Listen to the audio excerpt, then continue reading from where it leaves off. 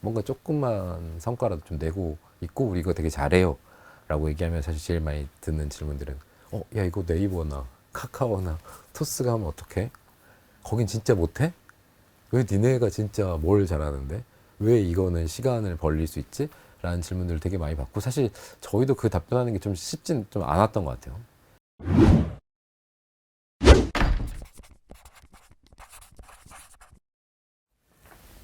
이게 뭐지?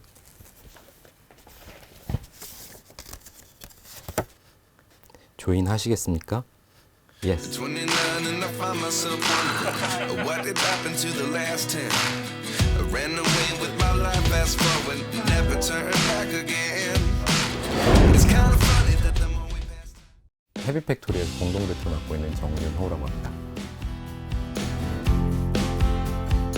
저희 헤비팩토리는 지금 한국과 미국에서 비즈니스를 하고 있고요. 한국에서는 보험 쪽 관련된 비즈니스를 시작해서 마이데이터 기반으로 해서 다양한 영역에서의 비즈니스를 하고 있고요. 미국에서는 모기지 중개 비즈니스로 시작해서 직접 모기지 랜딩까지 하는 비즈니스를 하고 있습니다.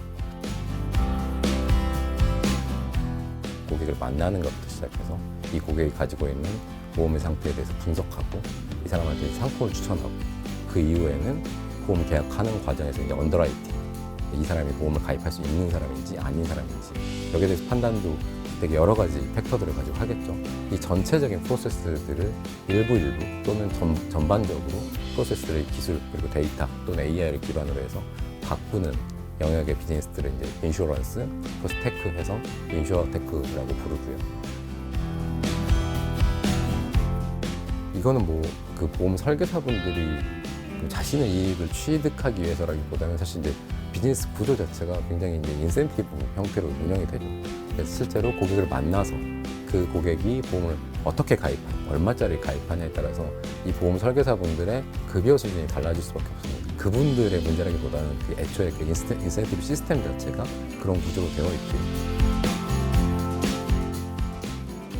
시그널 플래너라는 보험 분석을 기반으로 한 서비스를 좀 운영을 하고 있고요. 고객들이 자기 보험을 잘 알게 하는 게 가장 첫 번째 해야 되는 일이라고 좀 생각했습니다. 엄마가 또는 아빠의 친구, 뭐 지인 통해서 이제 가입을 하고 나서는 잘 모르는 거죠. 그래서 잘 알게끔 하는 게 좀 가장 중요하다고 생각했고 그러다 보니까 저희는 다른 회사들보다 가장 좀 집중했었던 굉장히 오랜 시간 동안 보험을 수집하고 분석해서 그 결과들을 기반으로 해서 높은 생산성을 만들어냈던 것들은 그 앞에서 이제 표준화시키고 자동화시켰던 것들이 큰 저희의 경쟁력이 되지 않았다고 생각합니다.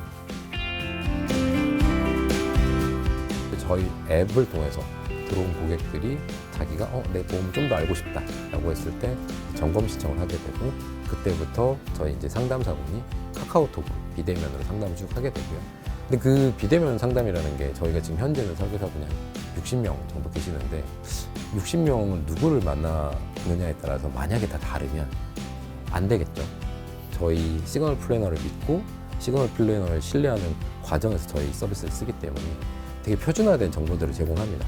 A라는 이 고객은 지금 어떤 지금 보험들을 가입하고 있고 그 결과로서 지금 이 고객의 상태가 어떤지에 대해서 각각 그러니까 어떤 설계사를 만나든지 간에 동일한 조건의 정보들을 만나게 되고 그 조건 안에서 실제로 상품 추천도 이미 시스템이 제안을 합니다. 시리즈 C 라운드 진행했고요. 206억 정도로 클로징 했습니다. 뮤렉스 파트너스가 리드 투자를 해주셨고 신한벤처 투자, 그리고 스마일게이트, 유벤처스, 한국성장금융에서 이번에 신규로 투자를 해주셨고요. 기존 투자자 중에서는 KB인베스트먼트, 그리고 트랜스링크에서 투자를 팔로우 해주셨습니다. 요즘이 워낙 투자 받기 좀 힘들고 라고 좀 변명을 하고 싶긴 한데 어쨌든 저희가 작년 1월 그 정도부터 시작해서 11월 달에 저희가 대외적으로 저희 클로징 했던 내용들을 안내를 해드렸는데요. 한 1년 정도 사실 펀딩 기간도 좀 갖고 진행을 했던 것 같습니다. 회사가 일단은 런웨이를 되게 길게 가져갈 수 있도록 바꾸는 거, 그래서 BEP를 최대한 맞출 수 있도록 좀 준비를 했었고, 그리고 회사가 꾸준히 성장하는 모습들을 좀 보일 수 있는 마케팅을 좀 효율적으로 하되 좀 마케팅 규모를 오히려 좀 늘렸었어요. 늘리면서 저희는 펀딩 이후에 충분히 스케일업을 할 수 있다 라는 것들을 좀 많이 보여드렸던 것 같고요. 그 이후로는 BEP를 맞추면서 계속 좀 성장을 해왔었고, 그런 부분들이 특히나 요즘 같은 상황에서는 매출을 꾸준히 내고 충분히 수익성을 담보할 수 있겠다라고 하는 부분들이 아무래도 좀 좋게 봐주신 부분이라고 생각합니다. 투자자분들도 이번 펀딩만 중요한 게 아니라 이후의 펀딩까지 이제 볼 수밖에 없는 상황이고, 이 시기에 이제 투자를 했을 때 이 회사가 성장을 해서 다음 투자를 받거나 아니면 이 회사가 혼자서 이제 생존할 수 있는 상황이 둘 중에 하나는 돼야 되는데, 사실 앞으로 추가적인 투자들을 이제 받는 것도 이제 쉬운 상황일지에 대해서 예측이 좀 안 되는 상황이다 보니까 아무래도 이 회사가 이번 투자를 통해 가지고 턴어라운드를 해서 실질적으로 매출을 만들고 성장을 할 수 있는 수준까지는 좀 볼 수밖에 없는 것 같고, 그건 뭐 과거는 잘못됐고 뭐 현재는 맞다 뭐 그렇게 생각하진 않고요. 지금 이제 그 기대가 좀 아무래도 계속 확신을 좀 갖기 힘들다 보니까 좀 바뀐 부분들은 어쩔 수 없이 좀 있는 것 같습니다. BEP에 가까워질 수 있다는 것을 일단 확인하는 게 좀 중요했어요. 그거를 기준으로 해서 투자자들을 더 설득해야겠다가 있었는데 이게 올해는 투자가 되게 힘들 것 같다는 좀 생각이 들더라고요. 저희는 보험을 판매하고 나면 그 수수료를 이제 받는 구조지 않습니까?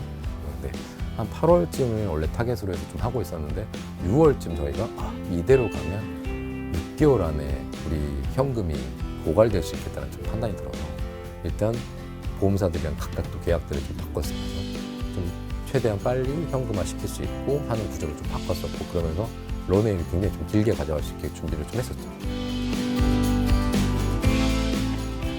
이 보험사이 얼마나 크고 실제 여전히 비율이 얼마나 많은지 이 부분들에 대해서 굉장히 많이 좀 설명하고 좀 이해시키는 과정들이 좀 필요했었던 것 같고요. 그리고 어쨌든 인슈어테크 회사들 중에서 아직 이제 매출이나 이런 부분으로 되게 유의미하게 성장하는 회사가 이렇게 많지 않다 보니까 그런 것들을 좀 설득하는 과정이 좀 어려웠던 것 같고, 그래서 사실 이번에 투자를 받는 과정에서는 투자 담당하시는 분들이 저희 앱을 먼저 써본 경우가 되게 많으셨어요.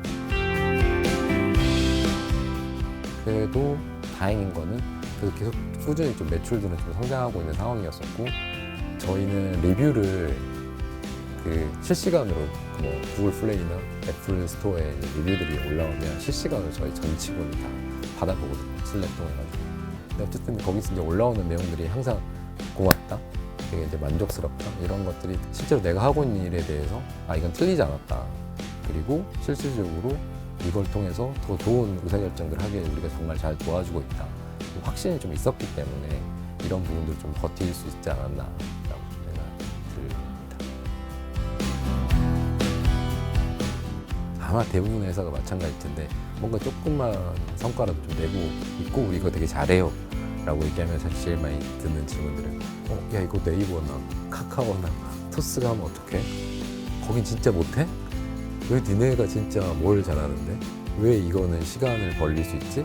라는 질문을 되게 많이 받고, 사실 저희도 그 답변하는 게 좀 쉽진 좀 않았던 것 같아요.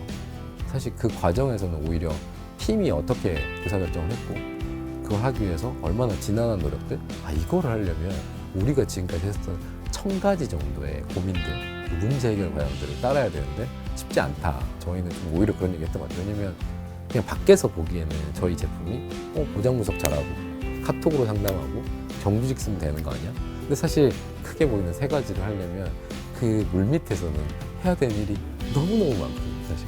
근데 그런 것들은 잘 보이지 않죠. 근데 그 과정에서 당연히 그런 의사결정을 할 때는 이런 부분들에 대해서 해결하기 위해서 이런 의사결정을 했고, 그러면서 우리가 정규직을 하기로 했고, 정규직을 하다 보니까 이런 효율성이 안 나와. 이 과정은 진짜로 그냥 밖에서 보이는 거 말고도 굉장히 오랜 시간과 비용이 필요한 일인 것 같고, 저희는 오히려 그런 얘기를 좀 많이 해왔었던 것 같아요. 창업자들 입장에서도 네이버가 하면 거기에 대해서 답변이 굉장히 어렵긴 했는데, 한편으로는 네이버가 따라할 수 있지만 이거는 실제 플레이 해보고 경험해보지 않으면 이제 모를 만한 일들이 그 밑바닥에 있는 일들이 사실 되게 많거든요.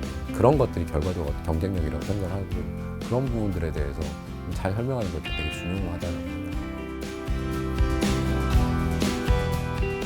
펀딩을 많이 받으면 뒷발을 탁 세워서 전직금 채용 이런 거 되게 많이 하는데, 그런 것보다는 좀 더 단단하게 성장을 해서 진짜 우리가 목표하는 바까지 큰 성장 통해 가지고 이 성장 기반으로 해서 다들 행복했으면 좋겠다. 그런 상황을 만들었고 있다는 얘기 많이 하고 있죠. 물론 이제 그러면서도 이제 성장성을 죽이면 안 되겠죠.